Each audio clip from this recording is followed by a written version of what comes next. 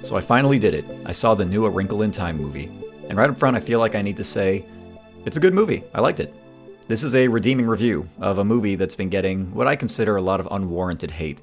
And discussing the why behind that is going to maybe inevitably sound like I'm attacking it. So I want to get out of the way now. A Wrinkle in Time was a movie that I not only thought was good, but actually it felt like a breath of fresh air and got me excited for the future of media designed for children. And if that sounds like a large claim, I think it kind of is, but I'll explain why I feel that way. So I was actually pretty hesitant to actually watch A Wrinkle in Time at first because if all the marketing was any indication, this was a movie about the experience of being a 12-year-old girl for 12-year-old girls, decked out with the most top-of-the-line Lisa Frank-looking visuals, Radio Disney ballads about the power of believing in yourself, Oprah Winfrey lectures about The Secret, like stuff like that. I, like a lot of guys, was raised in a society that tacitly taught us that there is no media lower than media appreciated by middle school girls, right below high school girls and college girls and housewives. So there's already an unconscious temptation in me to write off the movie as like shallow and sentimental and just kind of frivolous. What I wasn't expecting was basically 2 hours of emotional catharsis that left me in tears for a solid 15 minutes at the end, I would guess. Plot-wise, this movie is an adaptation of the 1962 sci-fi novel by Madeleine L'Engle. The story focuses on Meg. She's a middle school student whose father is this kooky astrophysicist who discovers that the secret to interstellar travel is through bending space and time. And, like, basically, he invents teleportation. It's a lot less mystical when you put it that way. But he disappears one day, and he's been missing for a few years. So it's up to Meg, her precocious little brother, Charles Wallace, and their neighbor, Calvin, to solve the mystery of what happened to him. With the help of 3 mysterious sorceress-looking women who show up out of nowhere and decide to help them out and give them a tour of sort of the universe while they're searching. What happens next is basically this fantasy road trip movie in the vein of Wizard of Oz, Labyrinth, maybe like Willy Wonka or Time Bandits, or The Neverending Story, so like stuff like that. And actually, The Neverending Story is the movie that kept coming to mind while I was watching this. As a kid, I loved movies that scared me. Terror is intoxicating to a child, I think. I don't think I was the only kid like that. Because kids' movies are full of scenes explicitly designed to terrify us. Scary movies were important, I think, because they allowed children to experience these powerful and potentially dangerous emotions in a safe, controlled environment. Like it's an educational experience, and it's cathartic to experience something like that and survive, these short doses of fear, to know that they are survivable. And then when you encounter those kind of emotions in the wild, you have a frame of reference for them. And The Neverending Story was that, but to a whole new level. It wanted to engage our existential fears about life and death and growing old and things like that. It was a movie that spoke this purely like emotional, subconscious language to the complex, inarticulatable emotions inside of us.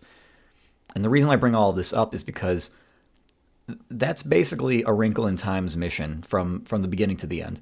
Speaking to these complex, engrossing fears that children and, honestly, a lot of adults are terrified to address in themselves. The movie tackles everything from the fear of being yourself due to being bullied, how that fear can turn into self-hate, how self-hate causes us to lash out at others. It addresses neglect, the paradox of how difficult and easy it can be to find evidence of your worth in what others do and what they say to you. It touches on difficulties inherent to being a child of a blended family, and it provides a primer on trauma, just kind of how to address it in a healthy way and not let it rule you. So breaking cycles of abuse and fear are at the core of everything in this movie. And no spoilers, but there's a particular scene near the end of the movie that it just made my skin crawl. It would have absolutely been my favorite moment in this movie as a kid, one that plays off the fear that your parents, possibly the most solid force in your life, are feeble and powerless to protect you. Stuff like that can rock a kid to their foundations. I was really glad to see something like that in this kids movie. I don't know, it felt like a throwback kind of moment. This is the kind of thing I would expect in a kids movie that I saw growing up. And this is the kind of stuff that, if you ask me, this stuff has to get addressed in life at some point. And kids' movies have been essential tools in helping children process feelings they may not have even known that they had, and offering practical solutions that take root and provide guidance for years, honestly. People in my generation, when we think back to movies that we saw when we were kids, this light goes off of, oh my goodness, that movie was teaching me that thing. We didn't even realize. There's entire websites devoted to picking apart kids' movies for the themes that had affected us, and we didn't even fully realize what we were witnessing. So, saying all of that, I'm expecting some pushback from people on two fronts. First of all, the movie I described doesn't really sound like the book that Madeleine L'Engle wrote. And, yeah, it's not.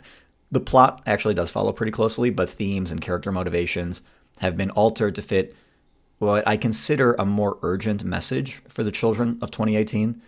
The tone is practically the complete opposite of L'Engle's oppressive, gnawing dread that she creates. But this is an adaptation, people. The movie isn't bad because it made intentional changes to the story it's telling.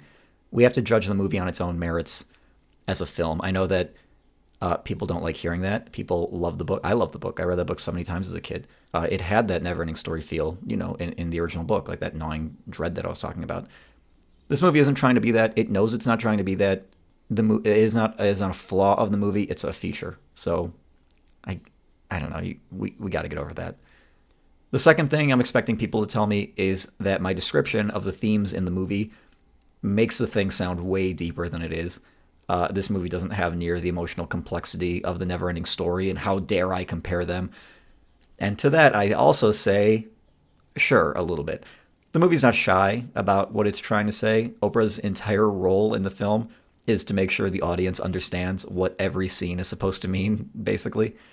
So this is not the sort of impenetrable fever dream that 80s children's movies tended to lean towards. But in my book, that doesn't make it a bad movie. A Wrinkle in Time is made for children, and it has a lot of ground to cover. And the movie errs on the side of making sure no kid in the audience gets lost. And you know what? From the conversations I've had, I think they could have had Oprah have more of those talks, because there were even some adults who watched this movie who don't seem to have understood what it was trying to say. And then that might be a low blow, but I really think there's a barrier of entry for adults who go into this ready to write off the girly aesthetic as evidence of shallowness, or the messages of love conquering evil as impractical or fluffy. But that's okay, because the movie wasn't made for us. It was made for a child growing up in a world 3 decades after we were born. And it's a different world that needs different kinds of messages than what we are looking for. And honestly, what else do kids have right now? Virtually all children's media is either made to be shared with adults who still think they're children. Oh, you're cute. Name's Willie. Yeah. Say my name. Say my name. It's a leisure vessel. What? Grandmaster uses it for his good times, orgies and stuff. Did you just say the Grandmaster used it for orgies? Said it yourself, bitch. We're the Guardians of the Galaxy. Or things like YouTube or Instagram or Snapchat have made it so that a kid can consume nothing but media made by other kids the same age as them. That is mind-blowing. So what I'm saying is that kids need something like A Wrinkle in Time right now. This movie is about taking the wisdom and experience of being an adult and deliberately imparting that onto a child audience.